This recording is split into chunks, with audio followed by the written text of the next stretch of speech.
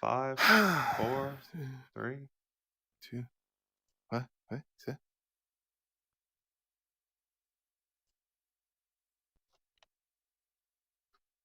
Jazz hands. Hello and welcome to another episode of VR Download, a weekly show that is broadcast live from the Upload Virtual Studios. This is the show on Mondays, noon Pacific, where we talk about industry news, hardware stuff, things of that nature. If you're into games, we have a show on Thursdays for that particular reason. Hi, I'm your host, Kyle, and I'm here with our normal panel here to my left. Who do we have? Hello, everyone. Ian Hamilton here. If the fire alarm goes off behind me, I apologize. They're like doing things with the fire alarms in my building. Got woken up with that this morning. But yeah, here with hand tracking on the Quest standalones. People always ask us what we're doing. Always have to, we're standalone VR with our hands tracked in the open air, and it's pretty good tracking today. Pretty good light in my room. Yeah. I'm David Heaney. I'm also using hand tracking standalone on Quest 2, and I'm excited to talk about VR tech. Yeah, VR tech, because that's what we're going to talk about today. We've got all sorts of fun, exciting things to talk about. But before we do, I want to say hello to some regulars in the audience because we are on YouTube live. The chat is a wonderful way to engage with us as we're doing the show. So let's see who we have here. Looks like Onakazi. Hello. Artful, Jonas, Opzar, Sampler 19. Hello to all of you. Robert Quinones, Paradise Decay, Keith, Go Green and Game On. Hello to all of you out there. So this is fun. Do we have some echo? Ian, headphones. I might have just. Let's see. Did I get rid of it? I don't know. Yeah. Hopefully it's gone. Yes, Adam Hartzell. I just hello. got rid of if there was an echo, I just got rid of it. So hopefully we got rid of the echo. All right. Yeah. We'll see. Good stuff. Okay. Man. I can still hear it. You can still hear it. Yeah, it's echoing out of you. Put your headphones on, Ian. You know what? Ian is Let the me turn echo. them down. I'm wearing the VR ears, and they've got those off-ear speakers, and maybe it's hitting the mic more. Let me turn them down quite a bit. See if that helps. Yeah, that's it seems to just be you, Ian, so it is a lone echo. Is that, wow. No? All right. Wow. Sorry. I'm sorry. Yes. All right. Well, it's gone now. Cool beans. That's excellent. Oh wow. Where do we even begin today? I mean, I'm pretty excited for this information. Let's. Do we want to just jump straight in? Are we ready for this? All right. So let's start with Mark Zuckerberg. All right. First piece of news today, Mark Zuckerberg teases Retina resolution prototype VR headset from Facebook. And here's what I'm going to do. I'm actually going to read the first two together because I feel like they both go hand in hand. Ian or Heaney, are you okay with this? That I do that? Okay. So I'm just going to read everything together. So we've got Mark Zuckerberg teasing a Retina resolution prototype VR headset, and Facebook's future CTO, Boz, also is teasing a new slim VR concept prototype. So we've got, we've got these prototypes coming from Facebook, which came out just hours almost before HTC announced the Flow. So where do we want to begin, Ian or Heaney? We're talking about these two things that Facebook threw out at us right before HTC came out with their stuff. What do we want to say first about this? Yeah, Heaney, can you explain which one we've got up now? Is it the Retina one or the other one? Yeah, so this is the Retina one. Yeah, this is the Retina one. So this is Mark Zuckerberg says this is an early Retina resolution prototype, and that just refers to a resolution that is higher than the human eye can discern, which is generally accepted to be around 60 pixels per degree. And for comparison, a headset, the highest resolution headset you can actually buy, such as Reverb G2 or Vive Pro 2, they're somewhere roughly around 25 pixels per degree. So it would have to more than double to get to where this headset is. And the only headset available that actually does already get the human eye resolution is Vario's, 5,000 or so dollar headsets, maybe 4,000, 5,000, and they only have that resolution in a small area in the very center.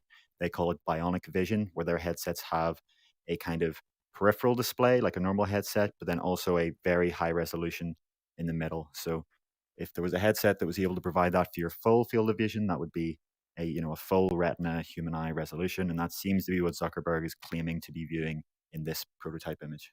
So Heaney, when I first heard Michael Abrash talking, I think it was like Connect, I don't know, 2 or 3 or whatever it was.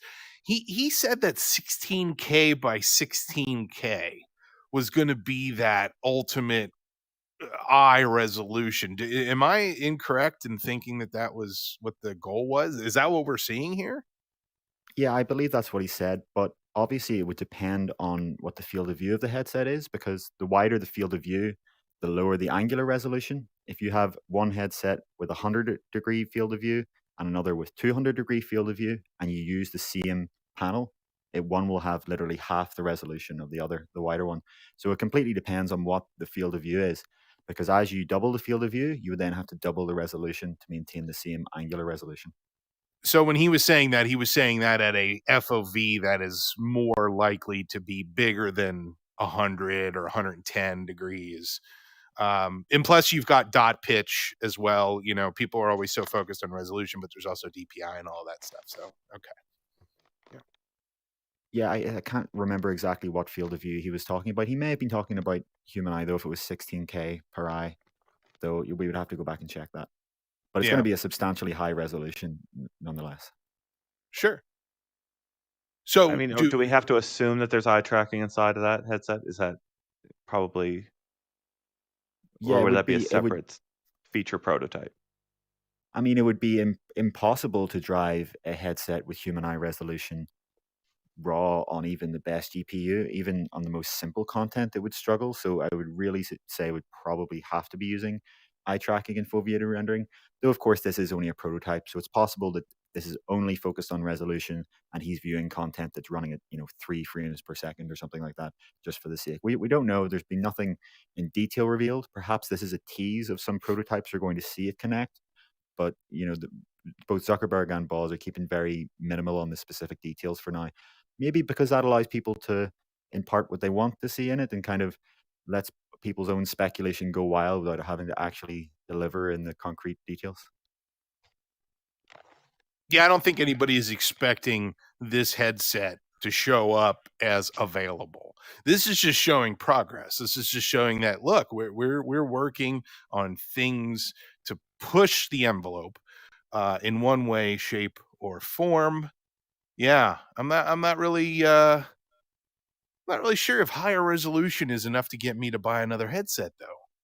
I mean, at this point, like you're saying, Ian, eye tracking, form factor, where are we at? Like, what does the next headset need to have in order for us to run out and jump and buy? Okay, so this is the one that was teased, the slim design. Did you guys see on social media, a lot of people were saying that they felt like this image was photoshopped?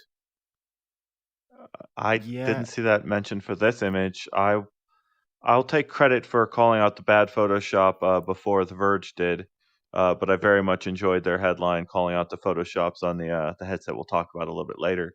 But no, I thought this one looked like it was actually on there. Okay, yeah. I mean, I think it's the weird sheen on the front of it that people were like, that looks a little odd. It looks a little. I was looking for the photographer, and it was trying to figure out the angle. I was a little confused by that. Yeah. I think it's because the light, you can see the actual light bleeding from under it to his face. It obviously, maybe it's just a very bright display, but I don't think that's Photoshop. It looks real enough. And what would be the point of photoshopping an image like this? No, I know. I'm just saying that, I know that it was something that people were discussing on social media. And I took a long, hard look at this, and I just couldn't see any reason to suspect that it was photoshopped. I mean, obviously there's something going on with the lighting, but that could be intentional. But man, he looks happy wearing that headset, doesn't he? I mean, he just looks really happy. Yeah, it looks to be standalone. I noticed the kind of strap on the back is thick enough that it could be, you could see battery and compute in there. And all of Facebook's standalone headsets so far, they've had everything in the front, which really keeps up the bulk and the weight. But looking at the size of this, it looks like they, potentially have a much narrower optical path, and they've moved some of those components to the rear, which would, be a big improvement for something like Quest 2 that we're all wearing right now with its 500 grams in the front. So we're back to the ski goggle design. Is that where we want to be? Is ski goggles? I It mean, starts yeah. the term between glasses and goggles starts getting blurred here at some point, and it's hard to figure out exactly. We'll talk to Heaney a little bit more about that in a little while, I suppose. But like blocking out the light and letting the outside light is kind of like, I've been walking around with the Ray-Bans, and it's weird to think that there's two types of devices coming. There's one that you use at home for really great VR experiences with great augmented reality as well. And then another device you take out maybe to wear all day out in the world as you go around outside. And those might be completely different designs in how bulky they are. And I wonder, like, as we evolve the future generations of these eyewear, will we always have like two kinds of glasses or goggles that we like? Do we wear goggles inside and glasses outdoors? I don't know if it works out that way. I think it's fairly likely. In the same way we have our phones and our laptops today, and obviously you can get phones that plug into a monitor that can pretend to be a computer, and you can get, very portable tablets that some people can even carry around, like an iPad mini. But at the end of the day, the practical physics-based engineering differences between those two devices mean that something that is very lightweight and you bring around with you all day is going to be something very different from something that is born in the home and only needs to have a battery life of 5 or so hours. Interesting. Yeah. Just to answer our question, Kay Asante asks, forgive me if this question has been answered before, but what app do they use to film this show? This is a proprietary in-house made by our developer over here, David Heaney, who created this in Unity. And this is just ours. We're not using these are the Oculus V1 avatars. If you go back and if you go back and watch what 2 streams ago or 1 stream ago, you can watch, or it's on our other side. It's over on an upload because we pre-recorded it, but you'll see us without our avatars, where we didn't even have Facebook services providing us with an active like avatar system. We were just these plain blank avatars. And yeah, that's you got to really, like, we literally did nothing to make that happen. We just came into the studio to record that, and Facebook services were down, so we didn't have avatars. That's how our app works. But the show must go on even without an avatar. It's very cool. All right. Well, we know, Artful says, we know Kyle wants his VR helmet. I mean, I kind of do. I kind of do want a helmet because I just want something that is going to accommodate my spectacles, my glasses. When I look at this, does that look like Boz could be wearing a pair of glasses underneath that? Do you think there's enough room for that? Do we lose Heaney? Yeah. We did. I don't know. Heaney, yeah. Like, I'm curious about the actual, like, it's there's so many things that they have to figure into kind of getting these things to end consumers, like getting prescriptions into these glasses or goggles is going to be such a task, and making sure it's super easy to buy and get it ready for that prescription, like in an effortless way, is going to be such a big thing going forward. I have no idea. It's such a hard, like, if they can actually build that into the headset itself, then it would be so much more like, it was so interesting to me that they made that jump from Quest 1 to Quest 2 with it still being having a wide range of IPD support, but now it's actually kind of easier to adjust and find the setting, even if you can't find the exact distance between your IPD that you want. It's now more likely people are going to actually change that setting every time they pick up the glasses. the headset.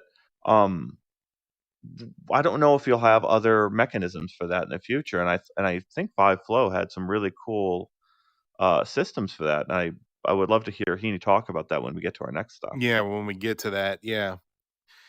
Yeah, the whole glasses thing. I mean, I really the idea. Like, I know Nreal and Magic Leap and some of the other headsets that are out there have drop-in lenses, and the thing is that those are not cheap, and I don't want to buy a full gamut. If I buy them for me personally, but then I give the headset to somebody else to use. Uh, I don't necessarily have your lenses. So the idea of having it go over top of my already established spectacles is a feature that I am very insistent on. But I understand. I mean, right now, because this is my daily driver, my Quest 2, I have purchased lenses, custom lenses for this because I'm the only one using this headset. But are we there yet where everybody in the house has a headset and everybody has their own prescription lenses? I don't know. I think we Mm. still need to be cautious about that. Yeah, The there's a lot of manufacturers. value in being able to pass your headset to somebody else, and if you make that too built in, it could be kind of, I don't know. I don't know. Your phone is pretty private. How often do you hand your phone off to other people? Um, is kind of Hmm. like a comparable thing. Some people would be totally fine, Well, but other the people, thing is, though, that phone is not leaving their hands. it's also not attached to my head. It's not requiring me to not have my glasses on. It's not a trade off. But I don't know. I don't know. What else do we know about these headset, Heaney? What else do we know? Well, should we mention Alvin's response to Buzz on Twitter when he posted this? Oh So, yeah, yeah. let's. So HTC's China president, Alvin Graylan, replied, "Hey Boz, nice looking research project. Want to trade for a production quality device hot out of our factory?" And obviously, there's a bit of snark there in that this was shown just a day before HTC announced their product, Vive Flow. There's obviously a somewhat similar design and shape. And I think the joke there is kind of Facebook often does show us these advanced prototypes, but very little of what they've shown from their research labs is actually shipped in a product. And HTC is just pointing out, you know, we are actually shipping a very small headset as a product, and you're just showing prototypes. So I guess, as I've said on Twitter a few times, I still think these prototype show offs are for recruitment of engineers and not actually for us VR users. They're the intended audience when Boz is showing this and Zuckerberg is showing the previous headset is look what cool stuff people who come and work for Facebook Reality Labs get to work on. Why don't you join us? Because in these industries, it really is a massive competition for talent. And that's true across all of tech, whether it be electric cars or drones or VR headsets. There are very few really world class engineers, and they are paid a very high salary if these companies can get them on. So I really do think while Alvin is obviously pointing out that this isn't a product, that's not really what Facebook's trying to do here. I feel like Boz, and Boz. Correct me if I'm wrong here. I'll take the criticism, but I kind of feel like what he was saying was, "Hey, HTC, we could release a headset like you did, but we're choosing not to. Even though we could, we're choosing not to because we want to add more features than what the Flow provides." I mean, Yeah, that's my Jason, interpretation. I asked Jason Rubin. I remember I had him at E3. Sort of, we were checking out I think some various titles. I think maybe it was Beat Saber at some point. We were checking it out in like maybe the first 360 mode, and then we went and talked to Jason Rubin. Um, and I think their Magically model was kind of known at that point, where you would wear this pack on your pocket, and it would run a wire up to your headset. And he was this comment was sort of like, you never forget the wire, you always remember it's there. And I'm really curious, kind of like, yeah, again, we're going to get into that with Heaney, but it's one of those things where it's a model that like maybe it works, but how disorienting or how much does it break, and how in what ways does that not work? Yeah, who knows? I mean, the cable, some people have a problem with the cable. Other people, I mean, well, obviously we haven't gotten into the flow. We haven't gone with the flow yet. So Heaney hasn't broken out and talked about that, but stay tuned. Stay tuned. Wait, I want to talk about the comment that bringing up you saying bespectacled individual. Did you Yes. say that? He did. Did he I say do that say this year? spectacles, and I do like to say bespectacled individual because I am, as is more than half of the planet's population. I saw a comment here about like, oh well, if you're into VR and you wear glasses, you probably already have contacts. I did until my eyes got broken by the contacts that I wore in the early 90s, and I can no longer wear contacts. I probably could for a very short period of time, and I tried to in the very beginning when I first got into VR, but it ruined my eyes, and I have to wear glasses, and I have terrible vision without them. I can't see right in front of me without my glasses on. So to me, this is a very, very, very important fact about this technology.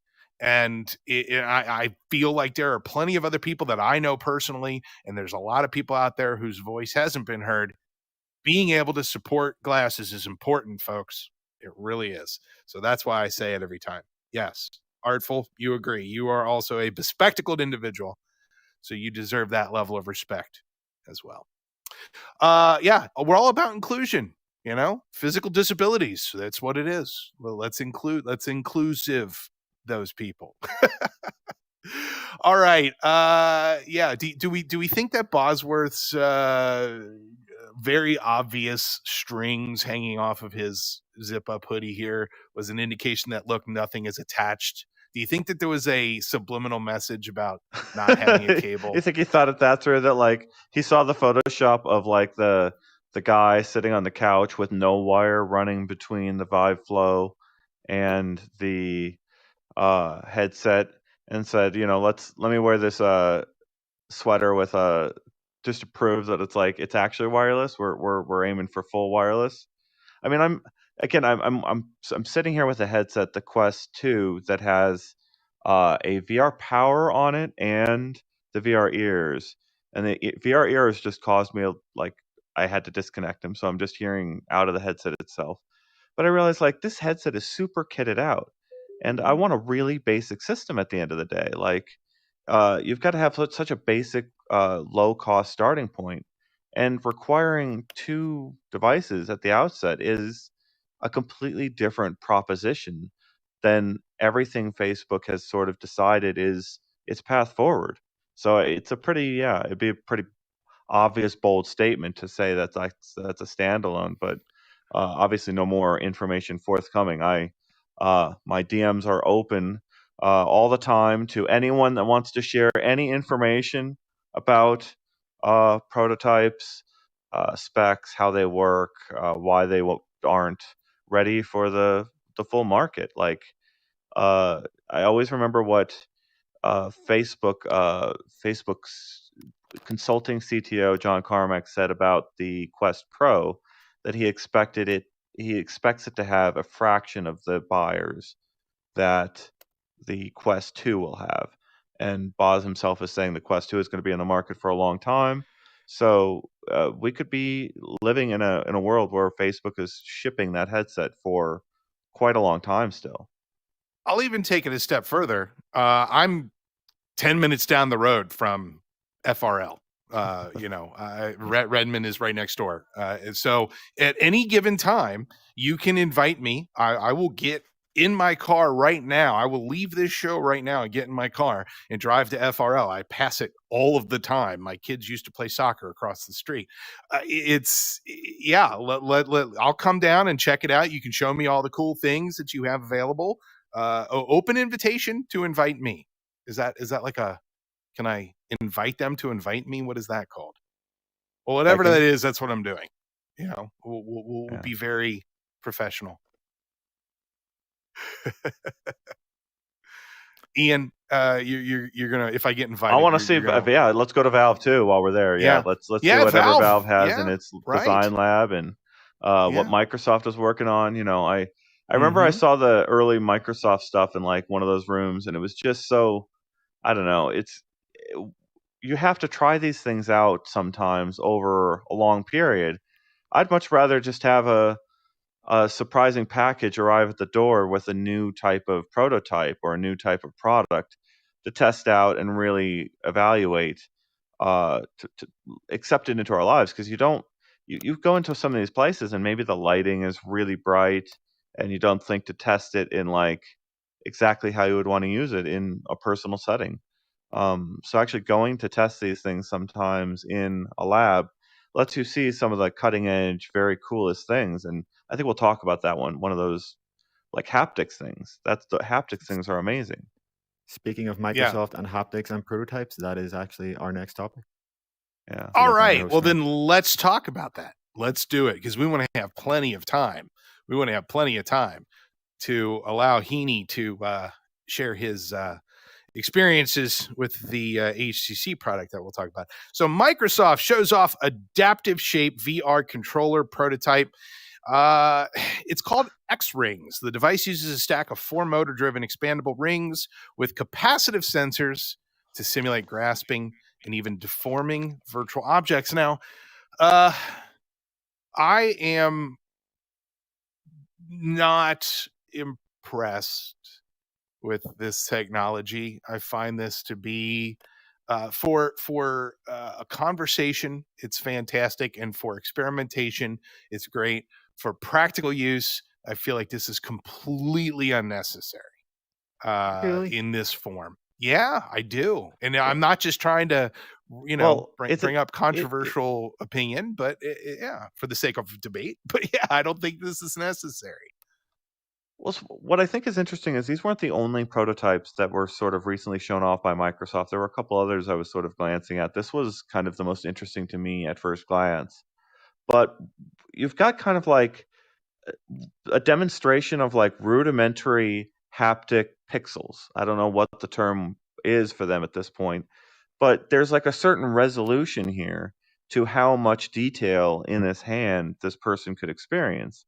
And it isn't much. It isn't, it's, this is the rudimentary, basic building blocks of like maybe we could start talking about what actually um, what resolution we actually really want in different types of scenarios. And that's what I kind of like. Yeah, I don't know. And I can't help but look at this and see Indiana Jones and the Temple of Doom and reaching inside the guy's heart and pulling it out. Spoiler alert for the 1980s or whatever. But this looks like the perfect haptic device for that experience. Wow, you're blowing my mind, Ian. And again, I'm being very cynical. Just um, so okay, resolution for your hand is not something I expected to hear.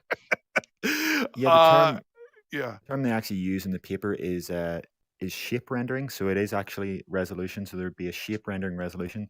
But I would actually disagree. I think this is an incredibly interesting prototype, and I would go as far as to say I think we will see VR controller products ship with something like this in the next 5 to 10 years. The reason is you grab something in a controller today and you're always grabbing the same handle. It's always at the same width, regardless of whether you're grabbing something very wide or something very narrow. But with this, it's all it is essentially is an adaptive handle, a handle that can grow and shrink along different axes with what you're grabbing. And that completely changes how you feel virtual objects. And because it has the capacitive sensors on it, and it also has the motors have force strain sensors so they can feel how hard you're squeezing, you can do things like you squeeze a glass like that or some sort of other object that will break as you squeeze it, and it very quickly collapses in. So you really feel like you've just smashed it. And I think it's interesting to say that, the resolution of this seems low, but the test they did was that they had 6 virtual objects floating in front of you just outside of your view. And they tested this on a few volunteers. They had the volunteers reach forward to grab this device with no visual cues, so as if they were grabbing empty air. And they were asked, which of these 6 shapes in front of you do you think you're supposed to be grabbing based on what X Rings is shape rendering? And the success rate was 80%. 80%. So I think obviously this is clearly very effective at actually simulating virtual objects. And we do need to go beyond just this kind of PlayStation or Xbox controller split into half if we want to get more and more realistic VR where we actually feel like we're interacting with the environment around us. And obviously, this is a bulky prototype and there's a Vive tracker strapped to the bottom. But the idea, the concept here, I think is really great. There has And shape been displays was another term I saw in some of this research, was like the idea that if you don't need a desk um for your like computer display, like it doesn't actually function if you're using a VR headset at your desk instead of a display, could the desk actually function as a haptic surface for something else? Could it push back at you in pretty dynamic ways? And you're visually shown a completely different set of things. okay. There used to be, and I'm sure it still exists in some form, a product. It was Tactical Haptics Reactive Grip Controller. They had a very novel approach to creating stimuli that was very similar to this in terms of feeling movement in your hand by having these servos move these things up and down. And you know, you could go fishing, you could stretch things, bend things. Very novel and very effective, in my opinion. Technology that nobody seemed to really want to include in their headset. Now, this is something that I saw firsthand. There's the low hanging fruit there, Adam, that you were asking about. Firsthand at, I think it was 2014 at the SVVR Expo was the first time I actually felt this. And it's been at every other thing since then. It's a fantastic experience and it works really well. And that is the low hanging fruit, in my opinion. This seems to be, gosh, I can't get on board with this. I mean, the It's funny idea to that think this is, low-hanging fruit, like low-hanging fruit would be literally the best haptic example of like testing the ultimate haptic hands. That Facebook, someone has a team at Facebook developing what you saw, a version of what you saw, but funded with, how many people do you think is on that team? Because like I'm convinced Facebook wants to be there first, and I'm sure there's research teams at all these different companies, but you don't want to throw too many people at a problem that has fundamental limitations. But like exactly what you're describing, where you're reaching up and grabbing a piece of fruit with your fingertips, and then feeling the resistance of the tree pulling back. That's something that glove. I remember them. They tried to do some things like that, but it's again, I would call it super too low resolution is what I would call it. oh, well, see, the idea that we're talking about resolution on our hands is kind of mind blowing too, because you know what would be the perfect thing to pull an apple or a plum in this situation, artful, uh, would be an actual apple. I mean, how many different shapes does this thing need to be? BOGO, it's like the introductory free experience from Oculus. It's like they have a test bed right there that they can test that with over the years with those haptic hands they're developing. But this is only one, reasonably sized, phallically shaped just item. There isn't. I mean, is this going to be round? Is it going to be spherical? Is it going to be shaped like, heart, so that way you can rip it out of somebody's chest? Ian, I mean, Like, what I what wonder about type like of bicycle grips. Like, thinking about doing that turning motion.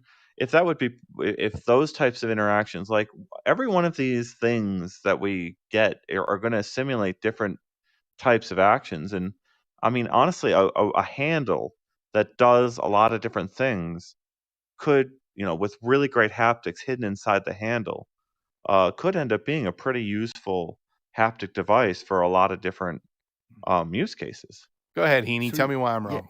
I'm not going to say you're wrong. I'm just saying, if you want to have a curved object on this, you just have the two top rings lower than the than the middle rings.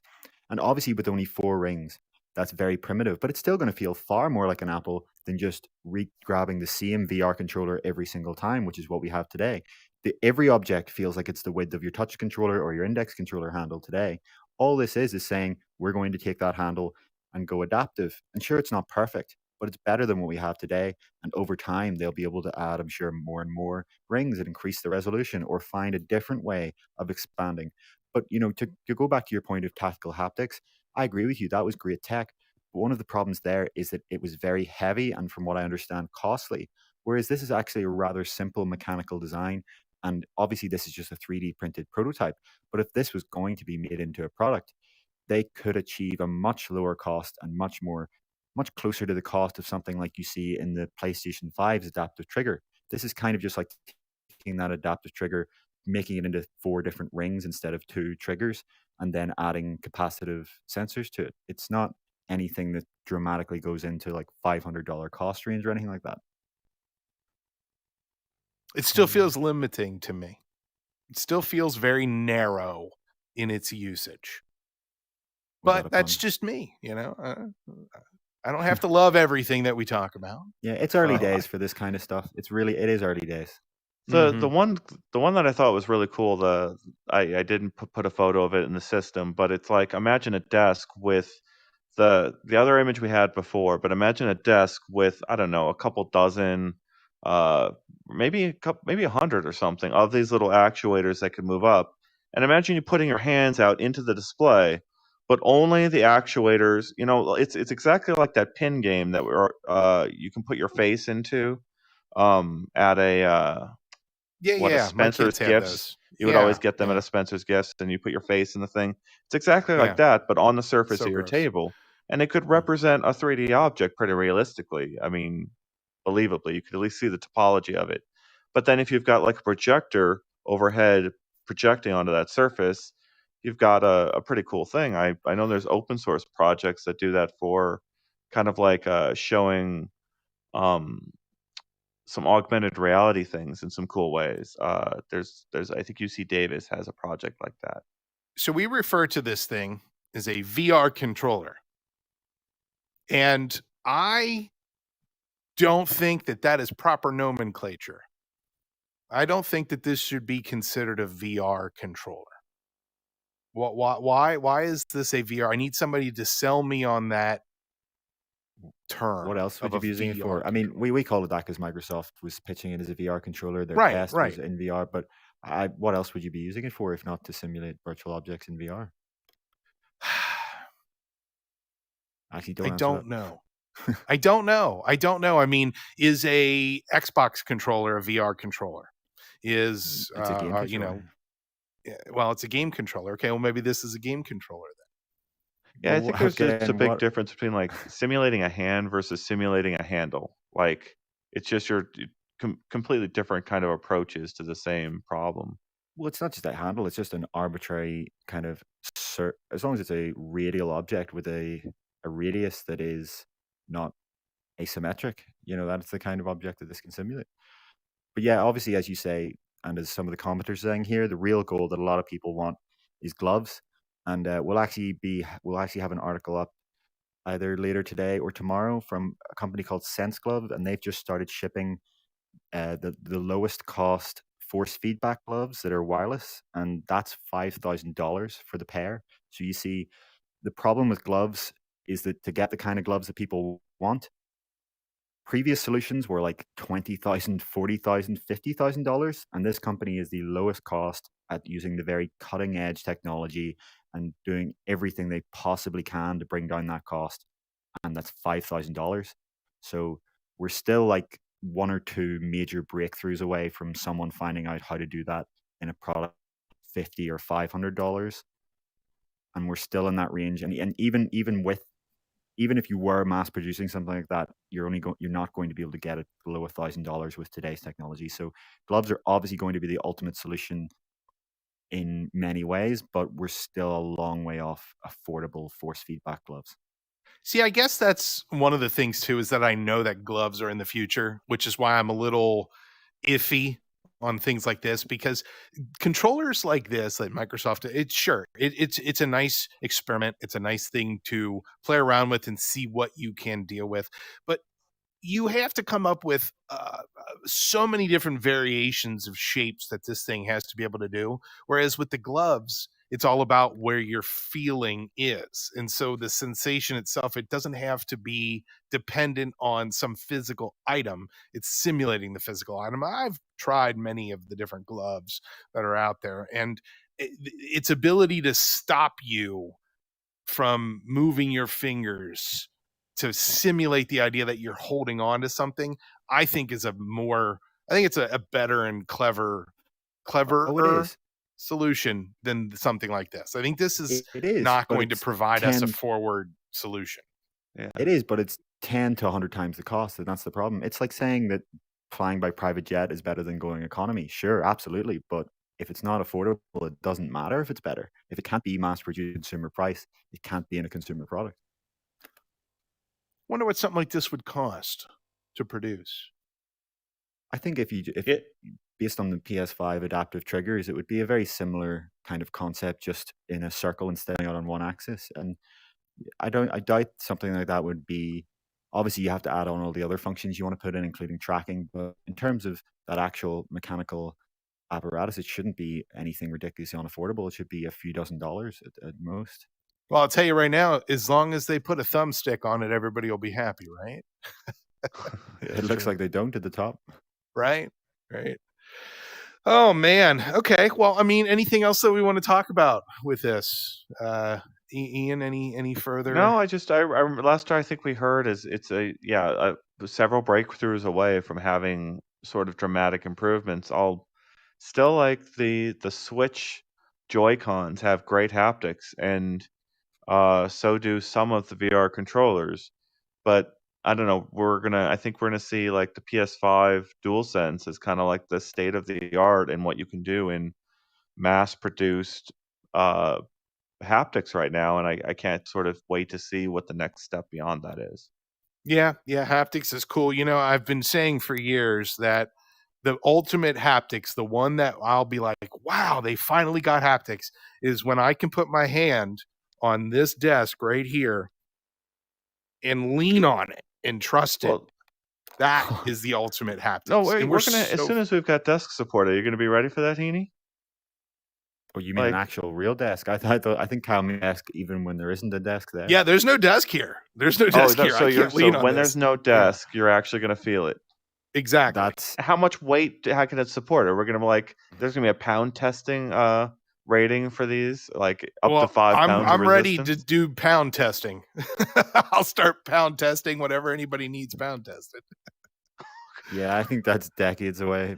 But I mean, in the meantime, as Ian's kind of suggesting, how I think this technology will evolve is that you will be able to very easily and perhaps even automatically align this desk with your real desk. You will just kind of, in the short term, you'll just tap your desk and the virtual desk will align exactly to it.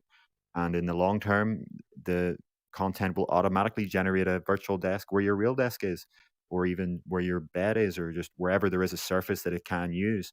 Because, at the end of the day, it can't put extra furniture in your room. And yeah, maybe in a few decades, there'll be a mat that can, spring out kind of from the floor and rapidly adjust height so that you can lean on things. But yeah, it seems like that's decades away at least.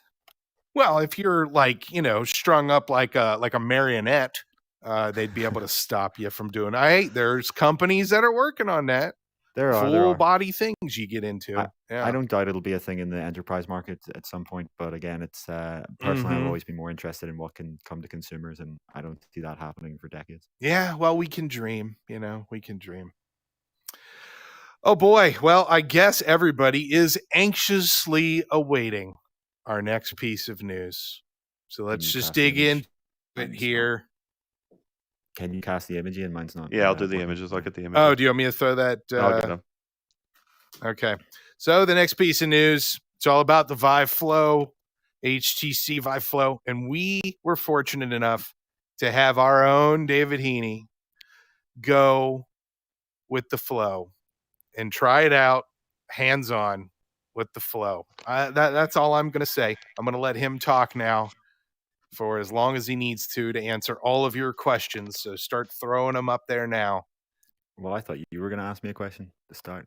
Do you want me to ask you a question? Well, I guess I'll give a brief summary, and that I'll say that, as I said in my write-up, this is truly by far the lightest and most comfortable headset I have ever worn. It is a extremely noticeable difference from a face box like a Quest 2 or even an Index, which is very comfortable but still very heavy. This is the kind of headset, and I was in it for 45 minutes, and I did not feel at any point I want this thing off, or this is too much weight, or there was just no discomfort like that. It was like wearing a comfortable pair of headphones. You don't sit there thinking, "Oh, I hate this. I want to get out of it." It's just something that can sit on your face and be comfortable for maybe as many hours as you want to watch content. And obviously, the problem with this device is that it is still wired. The computing is done on board, but there is only a very, very tiny battery inside. And that battery is only designed so that if you accidentally unplug the headset from a power source, that you have a something like 30 seconds to a minute countdown until standby, and that gives you time to replug in. And in terms of what this is plugging into, you can plug it into an Android phone that supports charging other devices, which is almost all of them. You can plug it into your laptop. You can plug it into the USB port on a train, or you can plug it into a power pack, because HTC actually designed this device specifically around staying under 7.5 watts, which is the wattage that USB can reliably deliver. So anywhere you have a USB port, this thing can be powered. The problem is, though, as Ian alluded to earlier, you never really forget that you're wearing something wired. While the comfort of the headset itself is really fantastic, sometimes, a few times in the demo specifically, you would kind of forget where your wire and battery pack is and pull it out. And again, it's not an issue because you can plug it back in. And maybe if you were a little less clumsy than me and kind of put your battery in a more sensible position, that's not going to happen to you. But it is a consideration that is there. And yeah, the other thing is obviously that this is controlled by your Android phone. It works as a rotational laser pointer. And yeah, it's pretty much the same experience as an Oculus Go or Mirage Solo, in that it's a little bit disorientating as to the fact that your controller isn't where it really is in real life in VR. And because there are no buttons, it's just your touch surface. You'll sometimes press the wrong thing. But HTC tells us that hand tracking is coming in the future. And yeah, the last thing I'm going to say here is I do not understand why they didn't just wait for hand tracking to launch this device. It seems like it would be a completely different product with a completely different kind of appeal. But yeah, that was my impression of it. Well, okay. Yeah. So for those of you who were watching the stream, we were playing around. When I first saw the photon there, I said it artful. I immediately said that I felt like the character from the He-Man show, and I'm just going to throw it up here, Buzz Off. That's what the photon looked like, and I had said that when they were showing off the prototype a long time ago. And just to give the example of what it could end up being, here is Heaney, basically as a He-Man action figure. It's pretty darn close. Heaney, I have so many questions for you, and you know, feel free to, Ian. I'm done playing now with all of my He-Man images. Heaney, so just to be clear here, and just to kind of clear some stuff up for some folks, so the cord was coming off of the back of the device and going down to your phone, or I should say any battery. Any battery. Okay. Any USB power source. Any USB power source. Was it USB-C? Yes, that little, so you can see the little connector up there. That's all there is on there. That's a USB-C. If you plug in literally any USB-C charger, be it your phone, laptop, a train's USB port, or anything, that's a battery pack in your pocket. Yes, a battery pack in your pocket. And that's what I demoed it with. They gave me a battery pack to kind of put into my pocket or just rest on my knee. Did they talk to you at all about the power consumption? So if I'm sitting here watching, I don't know, a 3-hour movie or doing some sort of marathon of some sort, what is the expected battery that I'm going to have available to me? So yeah, it completely depends on what device you're using. If you're using something like a 10,000 milliamp hour or 20,000 milliamp hour battery, you should be able to go for like 5 to 10 hours or something like that. Obviously, if you're using your phone, that's really only for short sessions because you don't want to waste your phone's battery. If you're using a laptop, you're obviously going to have more time, but it's all just, the device does not come with a power source. You do not get a battery with this. You choose what battery you want to use. HTC will sell you a power pack for it, but you know, they openly admitted it's no different than the one you might get on Amazon. If you have a power pack, if you want to buy a cheap one on Amazon from a brand you trust, Those will all work as long as they're from a reputable brand that complies with the USB spec. So So battery based on life is what completely dependent on what you use. so based on what I've read, though, there is a tiny amount of battery charge that it holds. Did they give you any information on how long that is? Well, I can tell you because when I disconnected it, what I see on screen is just a countdown to standby. So you can no longer use the device when you disconnect an external battery. You're just told basically device will go to standby in, I can't remember the exact amount of seconds, but it was seconds, not minutes. And HTC says, the device will go to standby. It will preserve the session. So it'll be stored, the RAM will be stored on the disk or whatever on the drive. So once you do plug it back in, even if you did go to standby, you'll be back to where you were. And if you do plug it in during that countdown, everything just resumes as you were before. But yeah, the battery in this is not meant to be used standalone. It is just an emergency for if you disconnect the plug. So plugging your phone in and using it as a controller and all of that, if you have can your phone be used as the controller without it actually being physically plugged in? It'll just connect via Bluetooth. That's correct, Yes. right? The Yeah. phone is actually meant to be, HTC would recommend that you use it wireless. The connection between your phone is wireless. And to be clear, it's not just the controller. It's if you're using one of the compatible Android phones, and we'll have an article tomorrow about this, but actually not even all Android phones are compatible. It has to support Miracast to be compatible, which annoyingly excludes Google Pixel phones. But if your phone is compatible, you can cast your screen from your phone onto this virtual cinema screen in front of you. And because it supports HDCP, you can bring up Netflix. In the demo, they had Disney Plus. I was able to browse through. I opened some Pixar content to try the audio quality and find the audio quality was surprisingly great for look at those tiny little glasses like strap arms. So yeah, you can use this thing as a virtual cinema, and that's what it is. It's not a room scale VR headset to compete with Quest 2.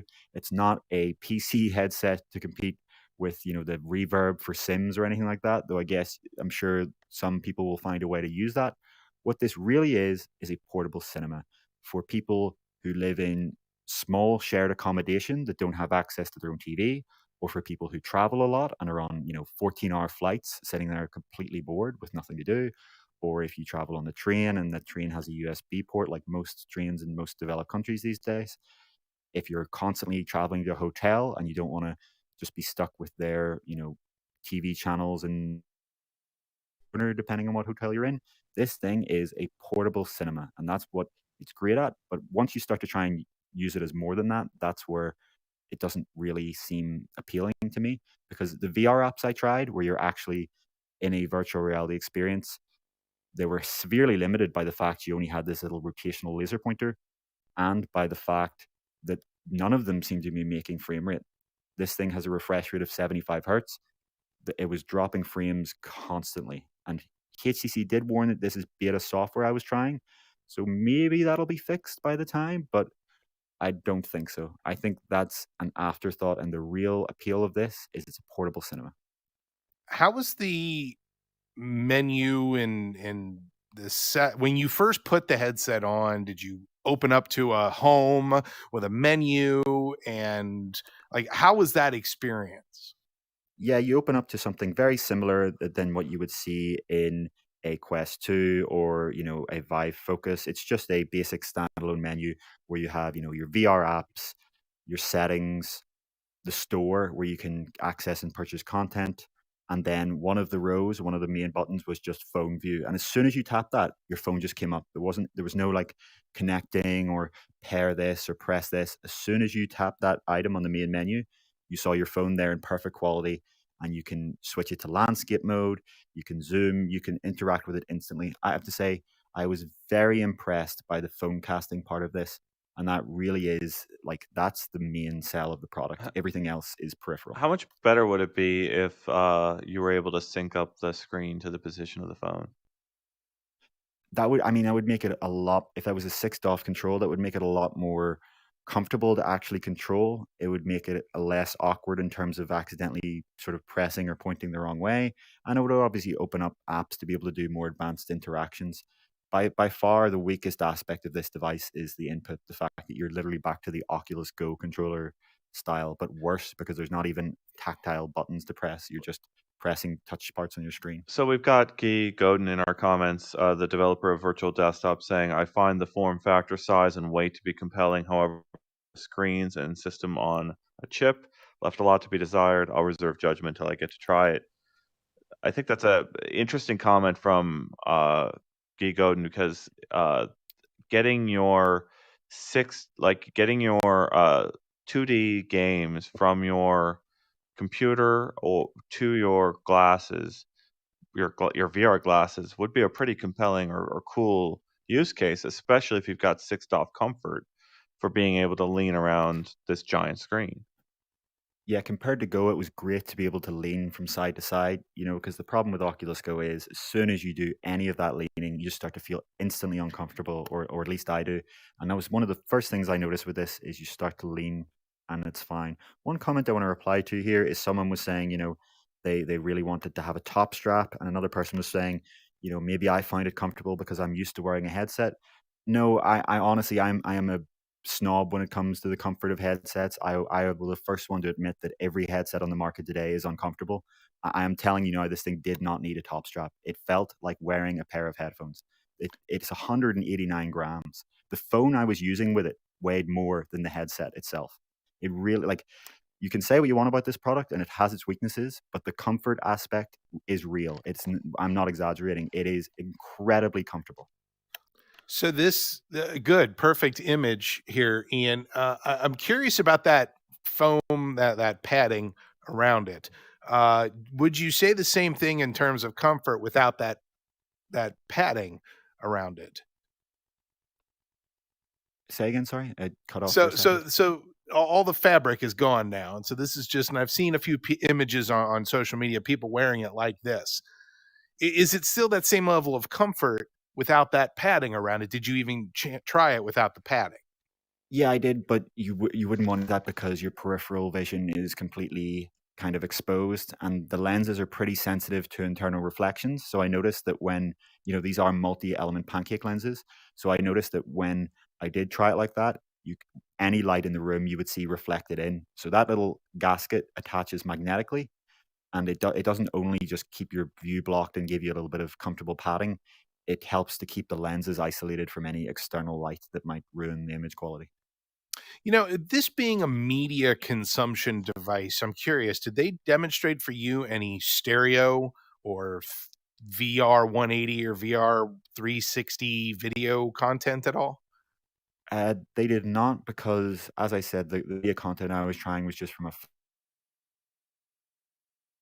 phone, and it literally is just your phone mirrored onto a giant floating screen in front of you, as you would see in many sort of apps that mirror your PC. There was no.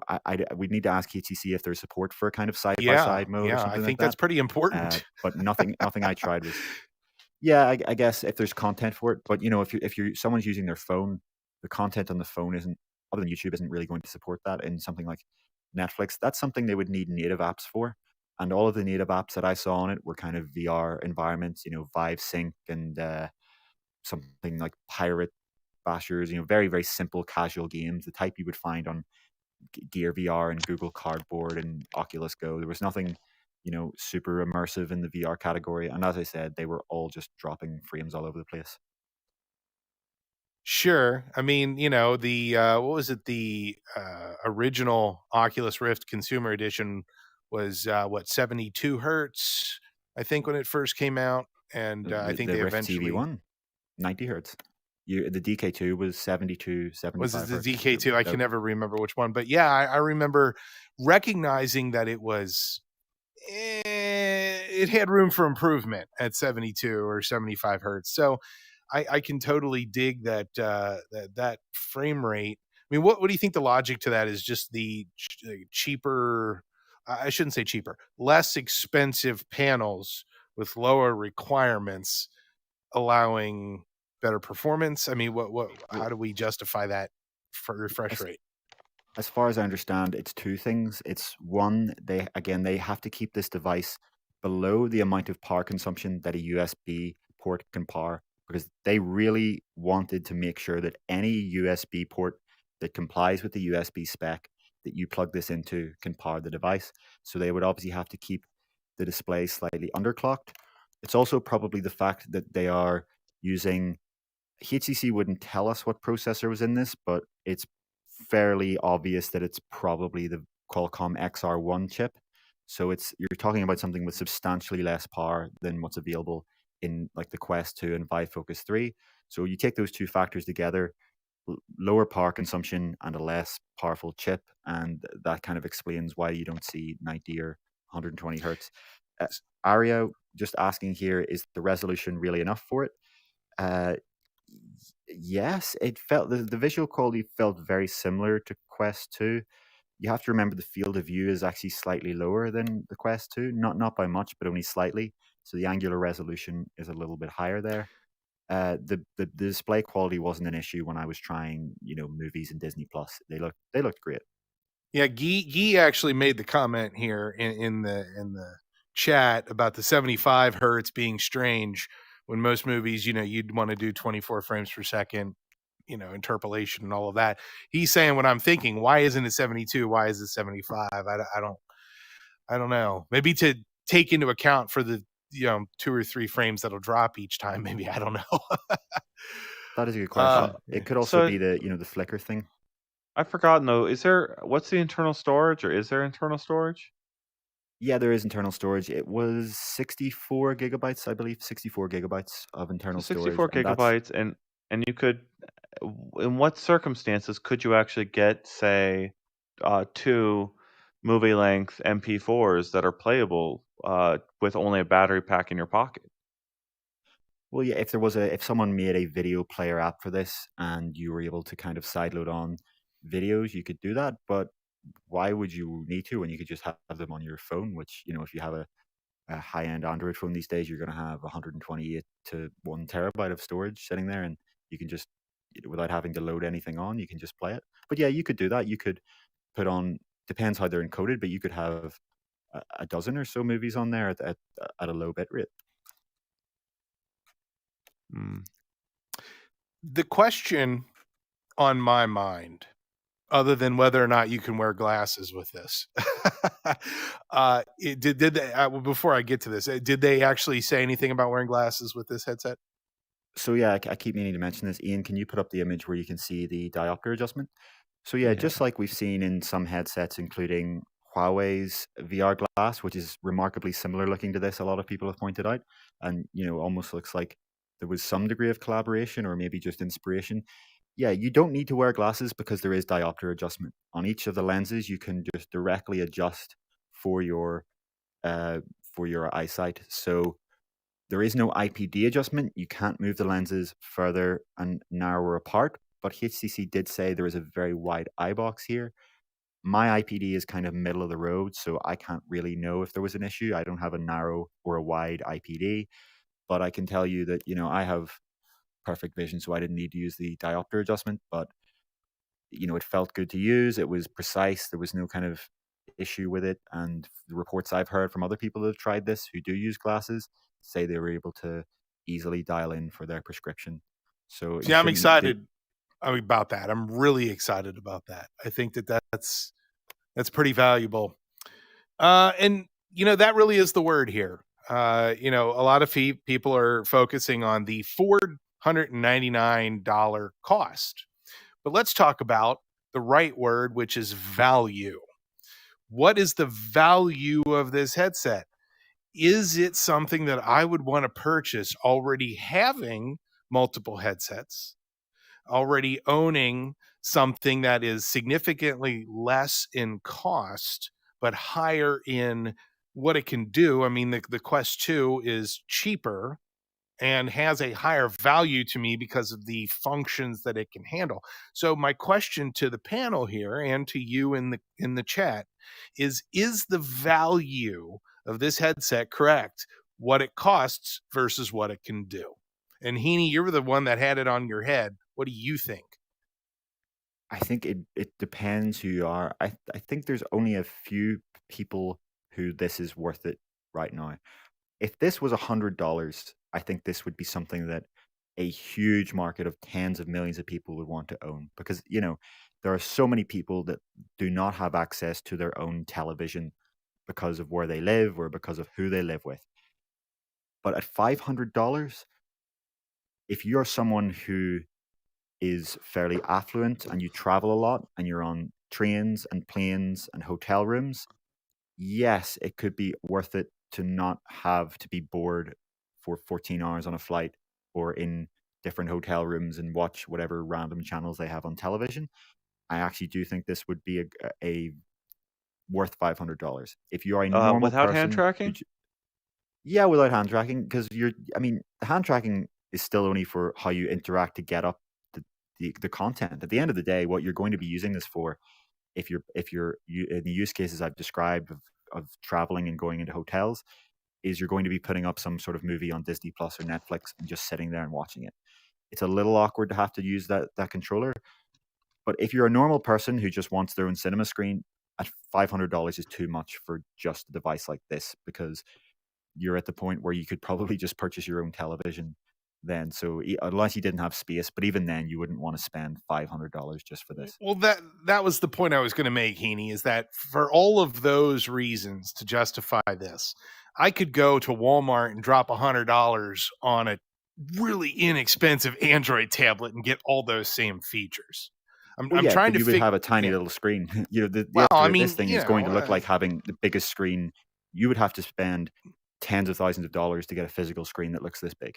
So size makes a difference. I guess I'm just trying to understand this flow that we've got Geek Odin out there in our comments, where their most recent feature for virtual desktop is local media downloads from your PC device, and as well as like pretty high frame rate streaming if you have that sort of setup. But I mean, if I could just put this on my head and with hand tracking download 10 videos from my PC and then just have a battery pack in my pocket, that's that's useful. I mean, that's a cool thing.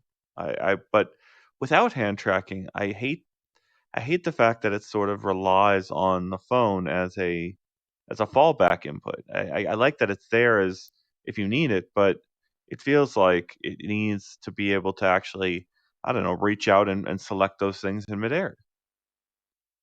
Yeah, I agree with you that it's those sort of downloading videos, and even as you say, with virtual desktop, you could play games if you had your controller connected to the host device.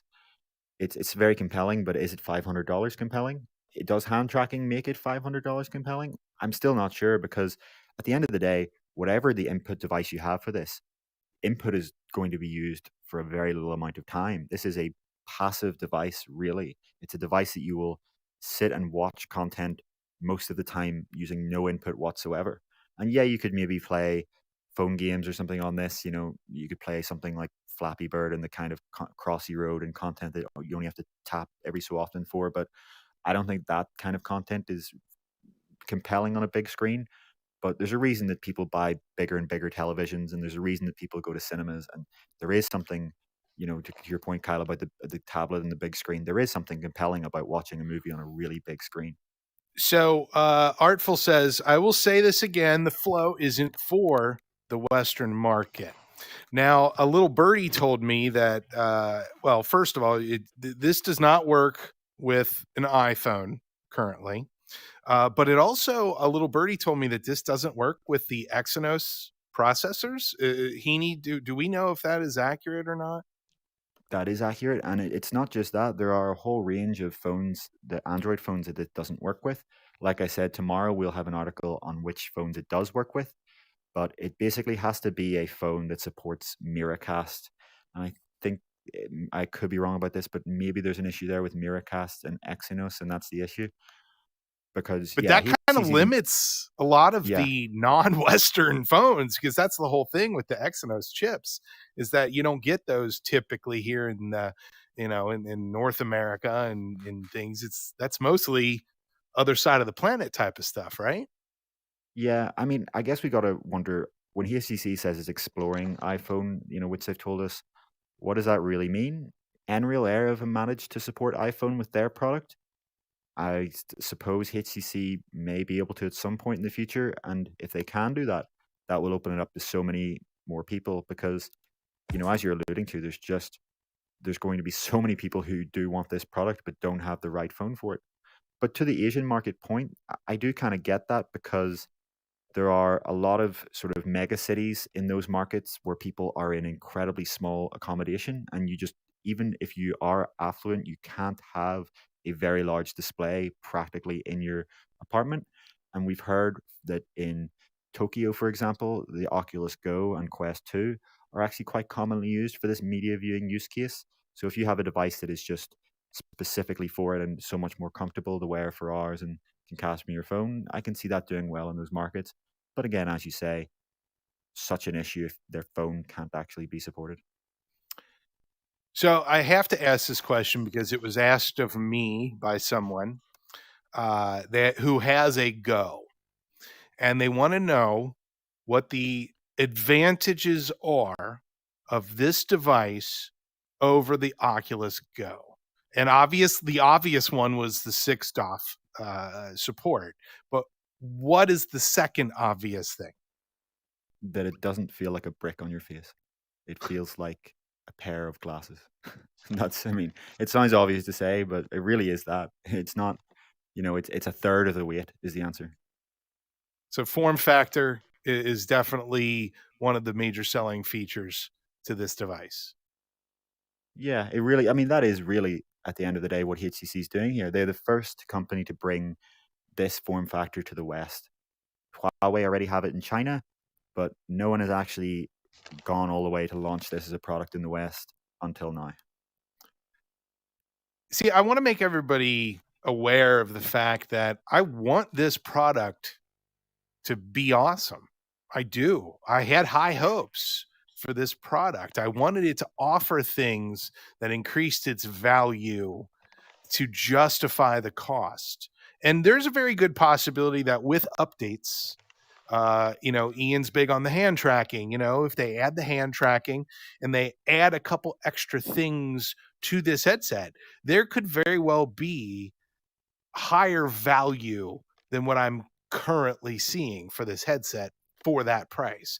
Or it could be a price reduction, or somewhere it's going to equalize at some point, because I want to buy one of these headsets, but I just can't justify that price for the features that it's offering right now. And I've seen numerous people on social media say that this is the headset for people who don't like VR.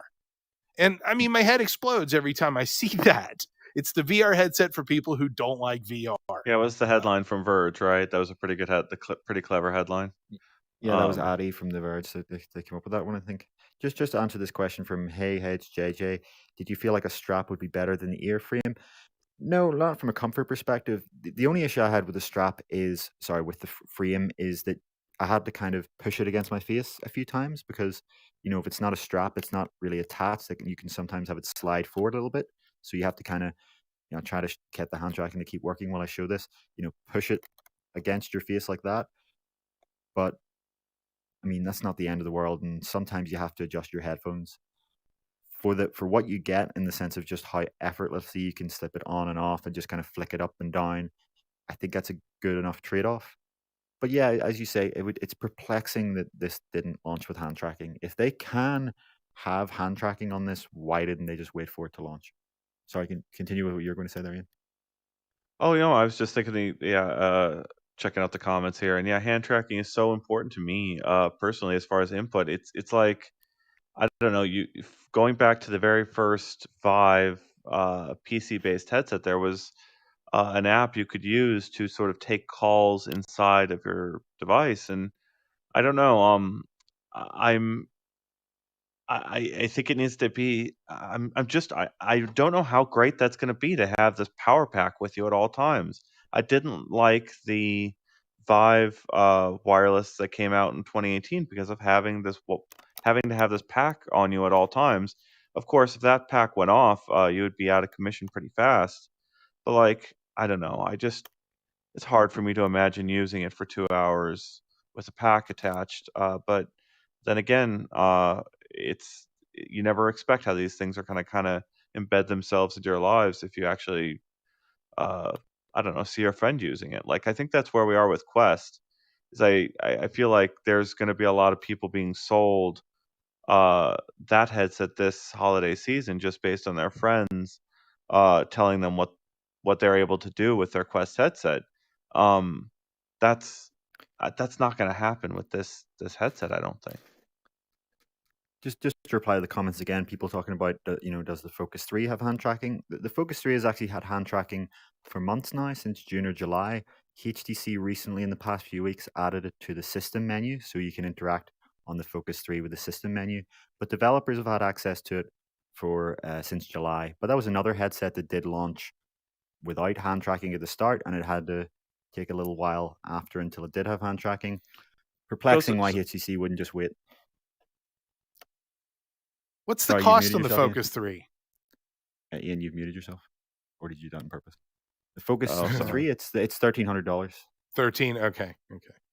Just Dude, to put I can things deal into with bad perspective. hand tracking if all I have to do is hit play. That's all I wanted to say. Yeah, and it's very dependent on your lighting. People say, people are saying here hand tracking is not good enough yet. I don't know. On if you're using the high frequency hand tracking on Quest 2 right now, this is pretty damn good. Like it's usable, more than usable for media players. I interact with media players all the time. I find it less cumbersome than having to go and pick up a controller. If if you're just pointing and pinching at things, which is all you need for a media player, it's fine. Obviously, this isn't good enough for gaming yet. You're not going to be able to do fast interactions. But even if I'm standing up and walking around with this hand tracking now, it stays pretty consistent. It works. I can do 1, 2, 3, 4, 5. It's fine. So if they can ship hand tracking that's as good as this, or even close to as good as this, on Flow, it should be more than good enough for interacting with media apps. Yeah, I guess because of the whole concept of the value and the idea of this is a VR headset for people who don't like VR. And I feel like that headline was based solely on the form factor. I don't think I feel like it was all about just the way it went on your head and the way it looked. And the lack of gaming focus. Yeah. Just Onakazi, I said it's fine, Fine. Fine. So I was trying to stand up and use the headset at the same time. It's fine. Well, but yeah, so Bicycle is saying here, sexy Bicycle is saying, if you wanted to watch a movie on the plane, you'd have to have headset, external battery, headphones, and phone. Unless the plane has a USB port in the seat, in which case you just plug straight into the USB port. And I guess it depends on what country you're from, but if you're in a country where most airlines have a USB port, you can just rely on that. But I don't know if every airline in every country has USB ports. Geez, I wonder how quickly we would use up the battery on an airplane if everybody plugged their Flow. Yeah, I mean, it's not like that plane is pulling power from something. Who knows? The comment I saw, I think, on Heaney's video, his hands-on video, that kind of stuck with me or stood out was HTC is really good at making things I don't want to buy. Heaney, what do you think of that? Yeah, it makes sense. Again, it's one of those things where if this thing was $150, if it was even $200, this would be a completely different conversation. Yeah. But $500 is rough for what this is, and yeah, it feels like a glimpse of the future more than a product that many people are going to really want to buy today. That kind of feels like the story of HTC over the last couple of years is kind of missing on price to such an extent that it makes it really hard to justify all across the board, to kind of the point that Kyle is getting at. It's just, justifying that price is tough for that limited use case. But it's still gonna maybe find its niche. We'll see, I suppose. How different, and I know this is absurd. I know that this is ridiculous. So, the HTC folks that are watching this and going, they don't get it. I do get it. And I know it would be absurd to say that if this product came out at $249, I'd be hyping it up, no problem. Because the value of at $249, what it could do. Notice I didn't say $199 because I'm trying to be realistic. There has to be some level of give and take there. It's not like, you don't have to sign up for HTC Book to use this, so there's no subsidizing or anything going on. I don't know. I mean, I'm confused by this product. I really am. Chris Richardson asks, aren't there a ton of cinema glasses available? Is this really best in class among those others? I don't think there's many in the West, at least not many with a wide field of view. There are some, Kickstarter style projects, and they're kind of earphone shaped, but those things are like 20 or 40-degree field of view. You're kind of getting like an opaque AR field of view. There's also no tracking on those, so it's not a screen floating in place in front of you. It's just fixed to your head, so which is, maybe some people like that, but I find that fairly uncomfortable. The closest thing is Nreal Air, but it's not shipping in the West. It's only shipping in, what is it, South Korea, Japan, China. So for now, at least, this is unique in the West. The other question from Sampler was, how bad were the apps performing? It's hard to tell, exactly what the frame rate was, but I'm someone who doesn't get motion sick from VR, but if frames are dropping, I get sick just from the performance drop, as in it needs to be smooth, and I could tell that it was definitely not at 75 frames per second in any of the apps I tried. I accidentally opened Vive Sync, which is their kind of workrooms equivalent, their VR meeting software, and even in the login screen where you're just kind of in some sort of virtual welcome room with a login in front of you, it wasn't at 75 frames per second. So again, it was beta software. There could be a performance issue in the software that we don't know about. We'll have to really try the production device to know for sure. But as far as I can tell, this thing just isn't powerful enough to run VR apps of the kind that we see even on Quest 2. So from a pass-through AR perspective, I don't know if we've really touched on that a whole lot. What was there pass-through capabilities on this headset? Yeah, there is a pass-through option. I tried it, and it looked pretty much identical to Quest 2's pass-through, low resolution and black and white. I didn't try it for long enough to really check whether the perspective was correct, because I wanted to get back into trying the main stuff. But yeah, there is pass-through, but I don't know if you would really need it. You can flip this thing up like you would flip up glasses, and it's not like putting a normal VR headset on top of your head where it kind of feels uncomfortable. It can comfortably just sit on the top of your head. One of the things that Ian and I had discussed when we were speculating, was that we could have pass through and then a big screen on the wall showing a video that stays on the wall that would require 6DoF capabilities and tracking. Any indication that this product can do that? They didn't say anything about a pass-through API of the likes we're just seeing launch on the Quest 2. Again, that's where you kind of get into the territory of something like Nreal Air is going to be better. This kind of product is for fully immersive, staying in the virtual world with a virtual cinema screen in front of you.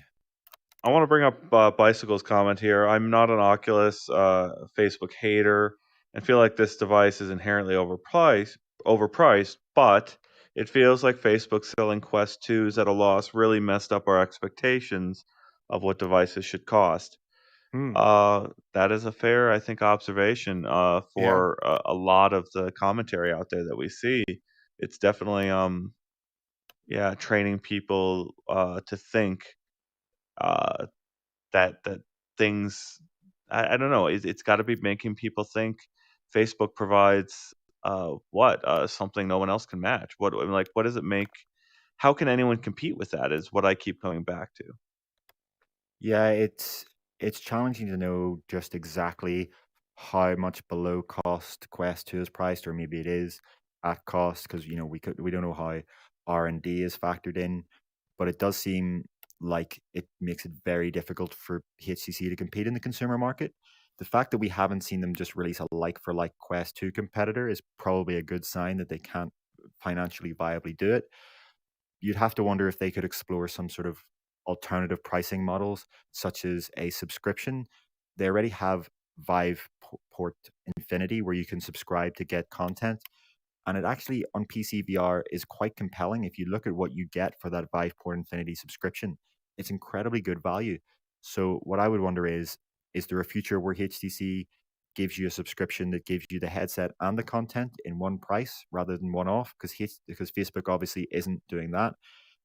Would people want to pay, $50 a month for something like this over 10 months, or $50 a month over 12 months if that included the content?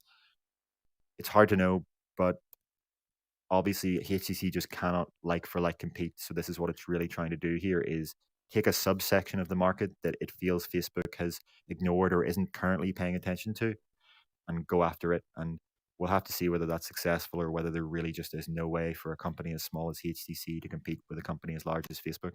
See, I just don't see that social media banter happening. Is one company going, we're not going to lose money on every piece of hardware we sell, but we won't have as many people. And then the other company says, well, we're losing a boatload of money with each headset we sell, but we have a whole bunch of people in our ecosystem. I mean, isn't that really what's going on here between the two companies? Yeah, and you'd Well, wonder if there's a we saw market. the Apple stuff come out today, and Kyle, I sent you the picture of like how much it costs Yeah. monthly for like if you wanted to go get the MacBook Pro, the new MacBook Pro that was announced today, and kit it out with like 1 terabyte of storage and the highest end processor with like what was it, 64 gigabytes of Yep. RAM, I think is what they Yep. said. Mm-hmm. So if you kit it out and it's like $4,000 for this device, and you could break it up into $350 dollar monthly payments for a year, and that's like built into the Apple purchasing app. So you go to the app on iPhone, and you could actually like go through the system and just pay this price of a Quest, slightly more than a Quest, up front for your brand new high-end Apple laptop. Uh, when are we going to see monthly pricing for VR headsets? Is I guess what I'm getting at here. Don't give the industry leaders that idea, Ian. You don't think Facebook Plus is a service that like someone at Facebook is envisioning? You have to pay Oh nine no. ninety Oh, God, nine no. and get your newest Quest headset sent to you. Oh no. Oh wow. Gosh. That's scary. That's a scary future. But yeah, I guess that's a possibility down the road. A There was a I think UK subscription. Facebook's retailer got to that be did that working with the towards that, original and Rift. especially the Quest Pro gives them a great chance to test out a lot of these things that we're talking about, prescription and monthly prices. Like that's where I start imagining them really thinking about these high-end products being pushing the envelope in really crazy ways. If you attach it to a monthly payment rather than this crazy upfront price, you could really convince a lot of people to give VR a try. Um, I don't know. Yeah, some retailers did that. I remember walking through Edinburgh in 2016 and seeing a massive poster in one of the main parts of the city for get an Oculus Rift for £25 a month. And I just don't know if I don't know if that's going to be the tipping point for anyone at this point. It has to be one of those things. People really only want to pay a subscription for a few things, and your smartphone and your laptop maybe covers that. But we'll probably have to see VR headsets become more generally useful and more essential to get enough people to want to subscribe to buy one. In the chat, butt or something says Rent-A-Center. No, it's Rent-A-Center. Put a V in front of it. There you go, Ian. Is that our next model? Upload presents Oh man, if you've headset seen the rent. Upload TV show, they have like rental facilities where you can go rent full body immersion kits for your various use cases for virtual reality. And yeah, maybe that's is that our future? Radio Shack comes back and you're actually going to rent out special hardware for whatever activity you want to do in VR. I don't know. Man, all sorts of fun stuff here. All right, well, man, wonderful chat today from everyone. Very good interaction. We really appreciate the fact that all of you have invited your friends to come and hang out during this stream and talk with us. And what, you haven't asked your friends? Well, you should. You should invite your friends to come and hang out with us. As you can see, I'm obviously wrapping the show up here. Ian, do we have any final words of wisdom or any news or anything fun that's coming up on UploadVR.com that we should tell the audience about? It's going to be a super busy couple weeks. I want to say thank you to Heaney for sort of uh, going the extra mile, so to speak, physically through our physical world to prove he exists to us. We've actually Yeah, seen it's him true. and witnessed he is an actual physical entity. Corporeal, yeah. We've been able to confirm that finally because he actually went and visited two of the other staffers over in England, and then went all the way to go find the HTC headset and try it out. And that's just kind of like the opening wave of major things that are happening these next couple weeks with VR. So thanks, Heaney, for sort of proving you're not at least a physical being. We can't confirm anything else about you right now, but yeah, thank you. Deepfake again successful. You have been fooled. Yeah, that's true, Ian. Jamie is just that holding is up a true. mannequin with like a motion tracker on it. That is The rest true, of it was- Ian. the rest of it We was were movie not. magic. We were not in his physical presence. So, Yeah, and I we mean, have to he's just got take that Jamie stoic- and Zena's. Yeah. Yeah, he was doing that stoic thing. We did that Facebook Workrooms, Horizon Workrooms app, where he and the three of them over in England were on a flat screen, and Kyle and I and Harry were all in VR looking at the flat screen, and they couldn't see us, so it felt very weird for them because their camera wasn't on at the time, or whatever. They couldn't see into our world. But yeah, we actually could have just been holding up a cardboard box, I suppose. Yeah. Yeah, that you could have been a deep fake puppet, just and because if you do look, if you remember, Ian, we never did see Jamie's right hand, so Yeah, Jamie that's could have true. been doing this. I don't know. Well, now we're still skeptical of your actual existence, Heaney. Yeah, That's not good. anyways, it's going to be a crazy couple weeks. Like we're going to try to keep up with it. I can't wait to play Resident Evil. I'm going to scream my head off. Yeah, it's come back for our game show as we get into this crazy couple months it's going to be. It is going to be a very, very fun pumpkin spiced month for sure.